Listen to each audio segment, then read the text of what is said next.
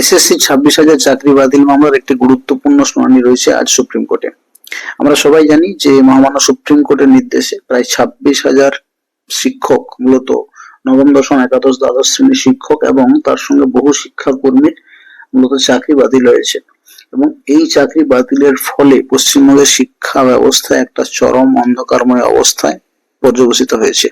এবং ঠিক এই কারণেই মধ্য শিক্ষা পর্ষদ অর্থাৎ West Bengal board of secondary education তারা একটা মিসলেনিয়াস অ্যাপ্লিকেশন ফাইল করেছিলেন, যেখানে মূলত সুপ্রিম কোর্টের কাছে অ্যাপ্লিকেশন করেছেন একটি মডিফিকেশন করার জন্য। বলেছেন তাদের যে অর্ডার ছিল সেই অর্ডারে একটা মডিফিকেশন করতে বলেছেন বা একটা ডাইরেকশন চেয়েছেন ওনারা, মূলত যে এই বর্তমান উদ্ভূত পরিস্থিতিতে পশ্চিমবঙ্গের যে স্কুলগুলোর কন্ডিশন অত্যন্ত নিম্নগামী এবং শিক্ষা ব্যবস্থা একদম তলানিতে পৌঁছচ্ছে, তাই তাদের সেই রায়কে মান্যতা দিয়ে মধ্যশিক্ষা পর্ষদ জানাচ্ছে যে যাতে এই যে ফ্রেশ রিক্রুটমেন্ট প্রসেসের কথা মূলত বলেছিলেন মহামান্য সুপ্রিম কোর্ট, সেই ফ্রেশ রিক্রুটমেন্ট হওয়া পর্যন্ত কিংবা এই টোটাল একাডেমিক ইয়ার, যে বর্তমান একাডেমিক ইয়ারটি চলছে সেই একাডেমিক ইয়ারের পর্যন্ত যাতে যে সমস্ত 26,000 শিক্ষকের চাকরি বাতিল হয়েছে, শিক্ষক ও শিক্ষাকর্মীর, এবং তার মধ্যে যারা মূলত আনটেন্টেটিভ অর্থাৎ যোগ্য শিক্ষক, যারা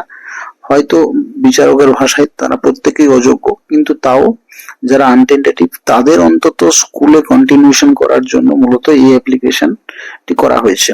এবং এই মামলার শুনানি মূলত রয়েছে মহামান্য সুপ্রিম কোর্টের প্রধান বিচারপতি শ্রী সঞ্জীব খান্নার মহাশয়ের বেঞ্চে এবং কোর্ট নম্বর 35-এ। কি হবে এই শুনানিতে?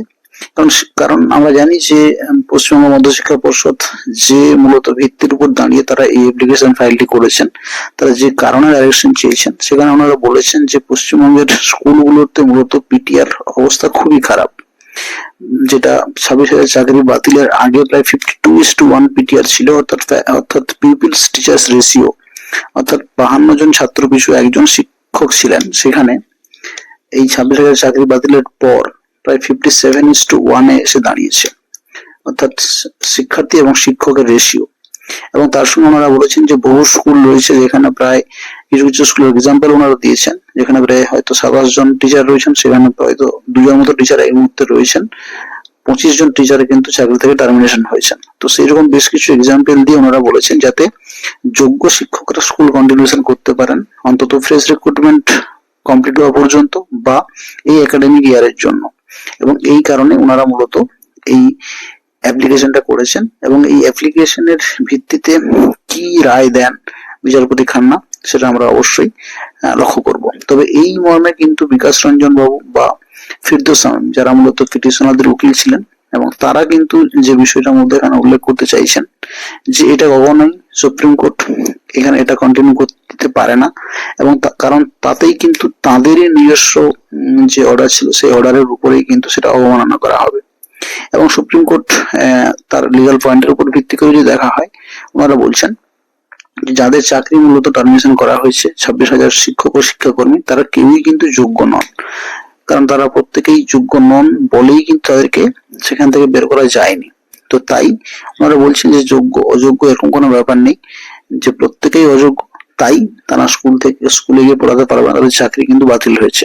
সুতরাং ওনারা কিন্তু কোনো মতেই স্কুলে কন্টিনিউশন করতে পারেন না। এছাড়া তাদের মূলত যারা পিটিশনাররা রয়েছিলেন তারাও এখানে সিঁদুরের মেঘ দেখছেন। তারাও অনেকে মনে করছেন যে হয়তো এর মাধ্যমে আবার হয়তো রাজ্য সরকার কোনো একটা খেলা খেলতে চাইছে, যার মাধ্যমে যাদের চাকরি বাতিল হয়েছিল তাদের কন্টিনিউশনের মধ্য দিয়ে হয়তো বিভিন্ন কেস বা অন্যান্য বিভিন্ন এর মাধ্যমে হয়তো পুরো প্রসেসটাকে আরো পিছিয়ে দেওয়ার একটা পরিকল্পনা চলছে।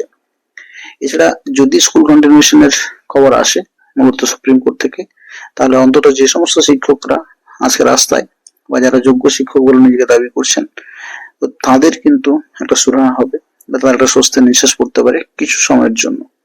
এছাড়া এই মর্মে যদি তাদেরকে স্কুলে ফিরতে বলেন বিভাগ বিচারপতি, তাহলে তাদের বেতন ক্রম কেমন থাকবে বা কিভাবে তারা বেতন পাবেন বা তাদের স্কুল কন্টিনিউশনটা কতদিন পর্যন্ত হবে ইত্যাদি অনেক বিষয় হয়তো এখান থেকে উঠে আসতে পারে।